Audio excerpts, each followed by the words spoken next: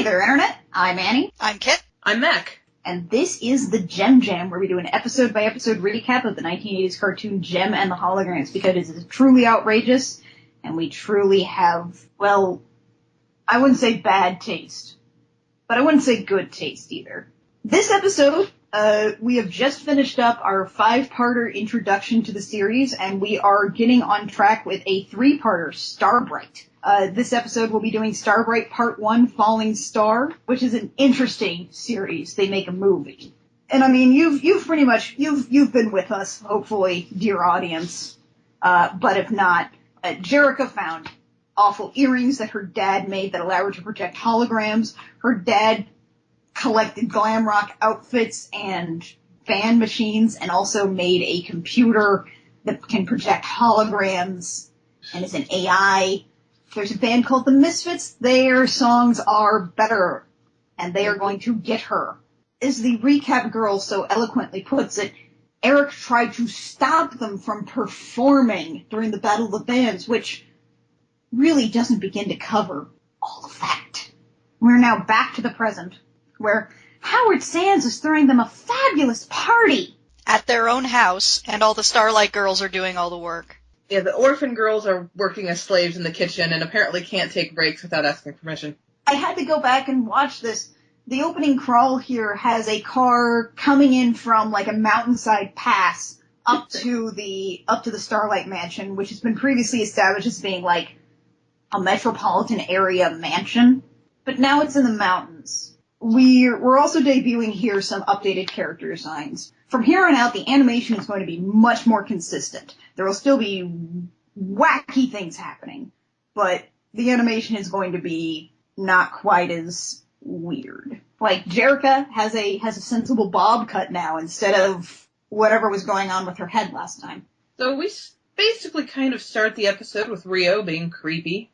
Jim walks out wearing this pink dress that the fashion designer gave her, and he Which goes... is a real dress, let's keep that in mind. This one's real. Real dress. Yeah, it's a real dress. Keep that in mind.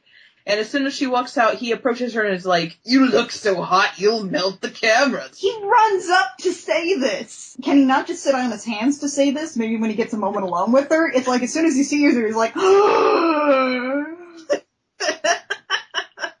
Does he not have any impulse control? No, he doesn't. Jem says, "Oh, Rio, you're in the movie too, you know. Why is he in the movie? Why is he in the movie?" We have no idea why he's in the movie. We have no idea why he's in any of the music videos, if they are, in fact, real music videos. He's at least in Twilight in Paris, which is a real music video. And so, like, this whole party, Jerrica is switching between herself and Jem because she doesn't think that anybody would want to see Jem at her own party. Or maybe talk to Jerrica, whose house it is, who is the band's manager. And this is when we start realizing one of our first problems is, in these sort of situations, why is Synergy, who says herself in this episode that she can project 600 holograms a minute on a 60-volt cable outlet, why can she not just constantly project like a Jerrica hologram? I mean, she can project sound through it. Like, she can just project a Jerrica hologram, like, being in the background, going, "Sorry guys, I have to go handle this," and then dashing off to give Jim time to do things. And finding creative ways not to be touched. She just goes up to see Synergy solely to remind us that Synergy exists. That's basically the only reason for all these hologram shenanigans, plus foreshadowing. She gets like, "Oh, Synergy, I don't want to tire you out," and it's oddly cuddly considering how businesslike their interactions have been before. Yeah, it's another one of those things where, like, you get the feeling that Synergy is supposed to be a much more dynamic character. So we've got Jim, which is innately a hologram because it's over Jerrica, goes into this room, shows over Synergy, and she's wearing a real dress. Remember that. We said that at the beginning. She's wearing a real dress. She goes in, says, shows over Synergy, and so she becomes Jerrica, but the dress disappears. There's a Jerrica hologram over a Jem hologram over a Jerrica. It's just turtles all the way down. And she's been, like, turned around throughout all this. And so she responds to a call for Jerrica by one of the Starlight girls, and responds to it as Jem and only sees herself in the mirror and realizes what she's done in a moment that I actually thought was, like, fun. That was kind of cute, yeah. Mrs. Bailey, the Deus Ex housekeeper, needs Jerrica while this is happening, because Bonnie, who is not catering, is instead watching a JEM video, and she's sitting really close to the TV. So there might be something wrong with Bonnie's eyes, which is basically our main impetus for this entire 3-episode plot, is there is something wrong with Bonnie's eyes. But we don't have a lot of time for that because we have two things that happen in rapid succession. First, we are introduced to Video, who is maybe the most dated character in the series in kind of a charming way. The brightest talent in the videotape scene today is the quote. The videotape scene. Take a moment to soak that in, audience. Would she be a Viner in this? She'd be a Viner or a YouTuber or something. She'd be doing Let's Plays. Yeah, she would super be doing Let's Plays. But here she's making a documentary of the movie, which means that she has her own camera that is as appropriate to video cameras of the era, about the size of a briefcase. It's the size of a small child. It's the size of a small child, and she hoists it on her shoulder all the time, because this was the 80s, and this is what we did. And the second thing that happens is Rio drags Jerrica out to the balcony to talk about how much he likes Jem. She makes the air sizzle like some bright and dazzling dream. But not you, Jerrica. Yeah, he gives her the most backhanded compliment about being responsible and dependable. Like, great. And Jerrica's reaction is really weird here, because it's almost like she's jealous of herself. Also, Rio sort of puts his hand on her shoulder, which is right on the gigantic feather that is at the top of Jem's dress. The real dress that is happening. So it's like Rio cannot feel that. Rio, your head is like right in the feather. Rio.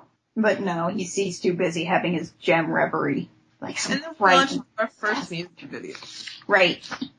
Which is Who Is He Kissing? A Jem song. Which is another one of the sort of quote-unquote angry songs, or at least one that's a little more driven, which I still feel it really works with the singing voice of Jem, and it's one that I actually really like. I like the song a lot. Yeah.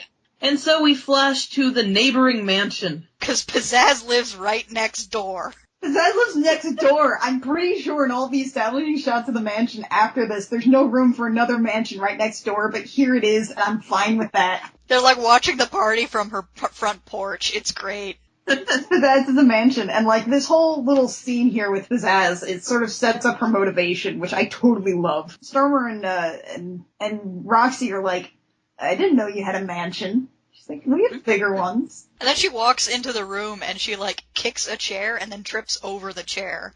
Yeah, she's like, anyway, who cares about money? And like the other two look at each other and we're like, we do! Which is the reaction of everyone who doesn't actually have money. Yeah, it's like this whole scene is funny, and it does a great job of like setting up Pizzazz because she wants to be famous.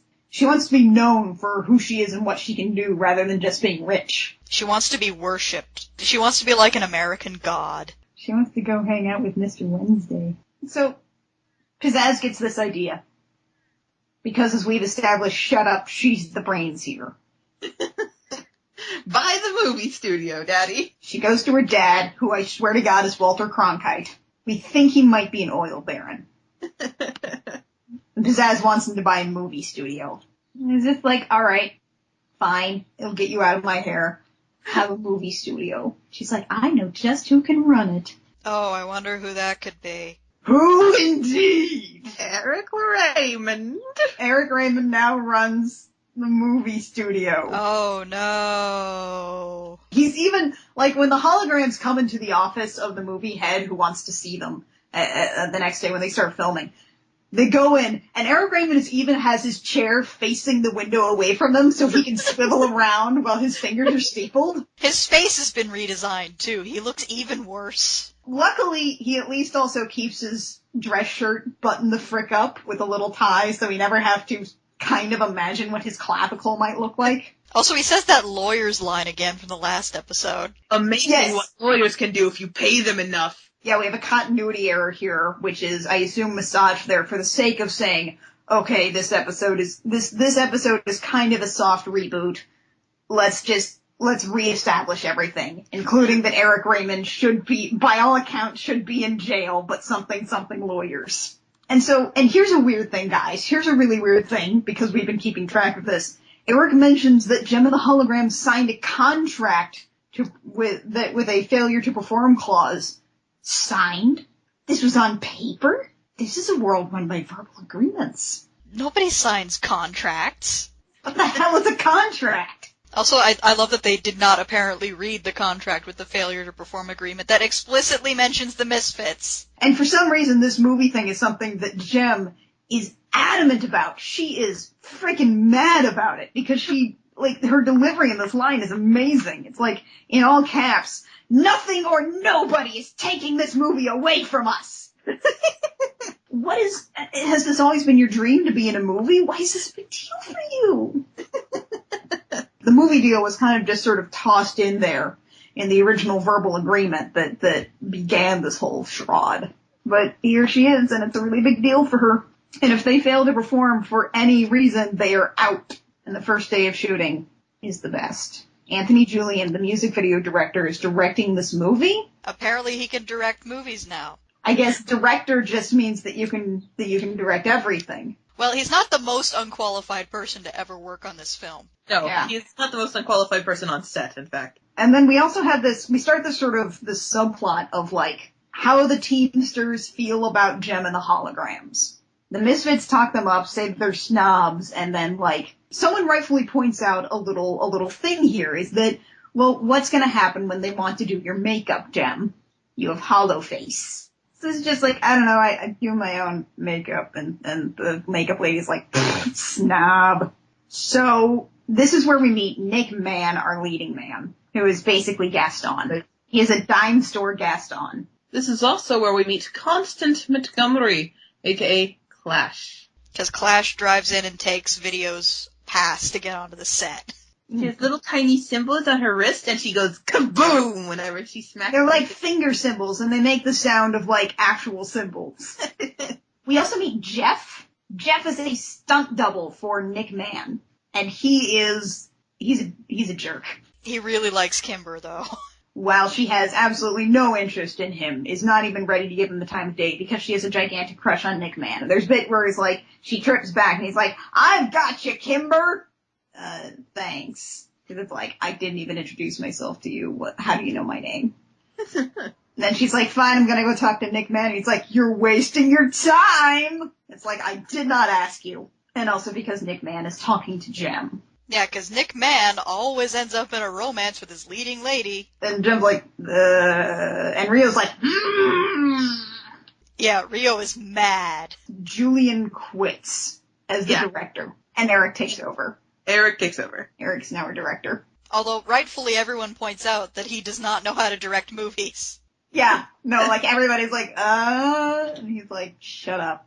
I believe this is the first time that anyone's questioned anybody's qualifications in this entire show. It might be one of the last times. Yeah, this is when we get jealousy, where we get to see Rio being a possessive jerk even more than he already is. It's a lot of dark colors and clashes, basically, as Rio gets angry about JEM kissing Nick Mann. Like, I want to say the animation quality of the music videos in this episode are actually really solid. And this is another one of those sort of semi-angry songs, which is why I think it really works with the JEM and the Holograms thing. It's not quite a JEM and the Holograms song, but I like the refrain in this a lot. Although the video is just 90% fire and Rio making demon faces. Yes, it is, which is why I love it. Because it ends in the best possible way. And then Rio punches Nick Mann and doesn't get sued for it. It is not actually part of the musical, part of the movie.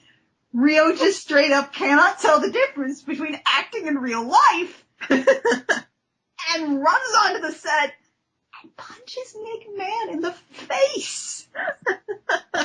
In his face! His moneymaker. This is day one. It's day one, the director's quit, and Rio has punched somebody in the face. Overall, this is going to be a great shoot. So this is a heck of a thing. And I believe this is day 3 now that we have a live press conference. And I want to point out that the dress Pizzazz is wearing for this press conference is the most beautiful catastrophe I've ever seen in my life. I have it written down here as evil prom clown dress. And so, like, for some reason, because Pizzazz is flirting with Rio, as she does for some reason, JEM is, like, mad at him about it or something. For being flirted at, I guess. I guess. I mean, these two kind of deserve each other. They are the worst. And like, for some reason, Pizzazz is flirting at Rio, and she decides in the middle of flirting with him, she turns around and goes, "Do it, girls!" And the other Misfits pull down this giant... This banner. This banner, yeah, that just says, the Misfits and the holograms star in... Starbright. Is that really the appropriate time in the middle of flirting with Rio? It's in the middle of this press conference, and I guess this poster is humiliating?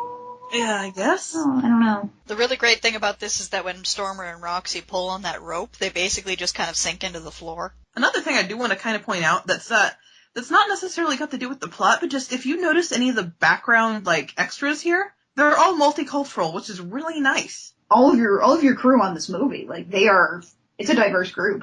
I say this is probably one of the parts in particular where it really comes across what Christy Marx was trying to do with JEM, was create lots of men and women, lots of ethnicities, lots of diversity, as much as she could in this, because why not? But, like, this movie is starting to look kind of sketchy. Howard Sands goes to find Pizzazz's dad and appeal to him. And, like, he's on the phone or something, or he's not really paying attention until Howard Sands says, "This may cost you millions." And he perks up, it's like, "Did you say millions?" And again, he's like, "Whatever, I don't really care, it keeps my daughter out of my hair." So, Mr. Gabor for Best Dad of, what is this, 1986? Best Dad, 1986, incumbent, 6 years running. We get our third song of the episode, and it is finally our Misfit song, and it is Universal Appeal. In which Pizzazz is Galactus, Devourer of Worlds. I don't know what it is about these music videos. They love giant pizzazz. They do. Is this just how Galactus appears to glam rockers? As a specific species? Yes. Again, the animation in this is really fun, although they are really, really into this shot of Stormer and Roxy, like, shoving their heads in from the side and saying some kind of, like, in this case, universal appeal. Their arms are always kind of, like, twisted and shifted around in, like, sometimes really painful-looking ways. And the important thing is Pizzazz looks great, and I kind of love this outfit that she's in. We don't really see it very often. It's like this kind of evil bellhop onesie. I mean, the Misfits song must be better because it cheeses JEM off again, and she pulls out this same kind of weird passion that she did for Nothing or Nobody's Gonna Take This Movie Away From Us. She's like, "That's it! You're through throwing your weight around," and launches one of the planet things at Pizzazz, which would seriously hurt her. And Pizzazz is like, "I've only begun!" And then they throw some more space puns at each other before Pizzazz has to screech. The holograms quit. And here we also see Eric Raymond's weird obsession with Kimber continue. Yeah, it's really creepy. The holograms are leaving and he grabs Kimber and goes, "You don't have to go, Kimber." What is his thing with Kimber? What is this Kimber thing? I mean, doesn't he even earlier try and imply the, Yeah, earlier he's actually trying to ply her to their side. He's like, "Jerica, JEM doesn't care about you. How about your own scene with Nick?" And she's like, "My own scene?" He's like, "You don't have to go, Kimber." What is this thing with Kimber? It's weird. It's weird. Does he just want to, like, pat the back of his hand on her face some more? Yes. I don't know. It's weird, but the holograms have quit the movie. The Misfits are spectacular. They are ecstatic. The Misfits are it. The Misfits are it. As JEM is walking out of the studio, there's like this little conversation with Video about, well, at least you still have your music, and we have friends, or something like that. And there's a little bit of a romantic vibe between Video and JEM. Getting to know you is definitely not a waste of time. Wink. You're right. There is kind of it's like it's sunset. There's these nice close-ups where they smile at each other. You're right. And then we have Bonnie's eye appointment. Yeah, it turns out Bonnie has, according to the eye doctor, a degenerative eye condition. He doesn't say which one. No, just a degenerative eye condition. It's whatever. Yeah. And, like, he says he could have gotten from her parents, and Jerica's like, "Bonnie's an orphan. We don't know who her parents are." False! First off, Bonnie knows her father has red hair. This will be brought up many times in the future. But also, Bonnie, in flashbacks, was a young girl, not much older than she is now, when she left Vietnam, when she left her mother. She probably can give you the name of her mother. I mean, she's not an orphan. She's a foster child. But the important thing is, within a matter of months, maybe weeks, Bonnie will go blind. And there's this great beat as this line is delivered, as it zooms in on Jerica's face, where, like, there's this beat where she doesn't seem to react, and then she just sort of, like, her hands are sort of smacked onto her face while her mouth forms this perfect O. She does the Home Alone face. And that's where we end. Bonnie could go blind. We don't have a doll for her, but you better buy a gem doll anyway. Just be safe. For these 3 episodes of Starbright, I would like to have a segment at the end of the episode where we try and figure out what the plot of the movie is so far. So, Kit, this is all new to you. What would you say the plot of the movie is based on this information? Some kind of fictionalized account of JEM with, like, a different actor playing Rio, I guess. Rio is in the movie too, you know. But why? I mean, I guess we could always go for the cop-out here and say maybe it's sort of a Hard Day's Night sort of thing. At this point, with just the information we have in this episode, that seems reasonable, that it's a Hard Day's Night. Mac, what would you say your theory is? My theory at this point is, well, A Hard Day's Night is actually a pretty legit theory. I would almost just lean towards maybe a rom-com with some music thrown in. So maybe something across the universe-y. And you would say the music videos with all the fire and stuff and all the space sets which were previously constructed, that these might be, say, sort of like musical sequences. Yeah. They don't really conform to regular laws. Yeah. I feel generously on my end that I might lean toward A Hard Day's Night, but judging from what we see in later episodes of this little 3 arc, I think that theory might not hold up. But, you know, we'll just kind of have to wait until next time to maybe get some more information on what exactly Starbright the movie is. I think that wraps it up for us on this episode of the Gem Jam for Starbright Part 1. So, until next time, I'm Annie. I'm Kit. And I'm Mac. And this has been the Gem Jam, where outrageousness is the better part of valor.